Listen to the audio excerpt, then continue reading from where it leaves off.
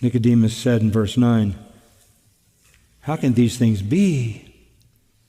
Wow, he had just been taught.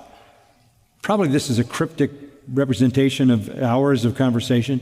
He had been taught again from the Old Testament about flesh producing flesh. So he had gotten from the Lord's lips himself a doctrine of human depravity that made it clear to him that there was no possible way that flesh could please God. And then he had been told that all of his religion added up to zero and he needed to be born from above, and that was not something he could do. This is the true condition of the sinner. Totally depraved, unable, unwilling, and completely at the mercy of God.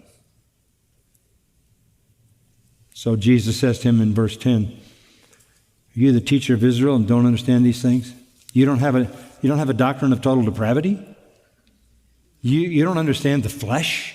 You don't understand that God's salvation is not some external religious activity, but it's a transformation that washes away your sin and gives you a new heart and plants the Spirit of God within you?"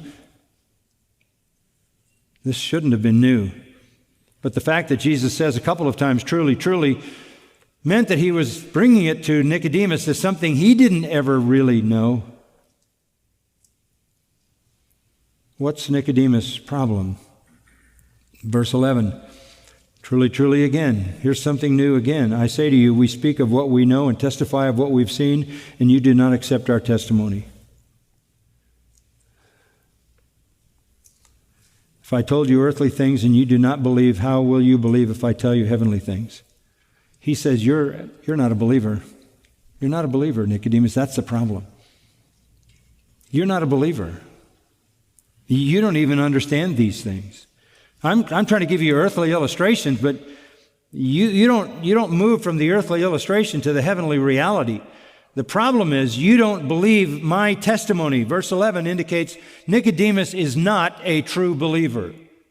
You do not accept our testimony. Verse 12, you do not believe. That's your problem.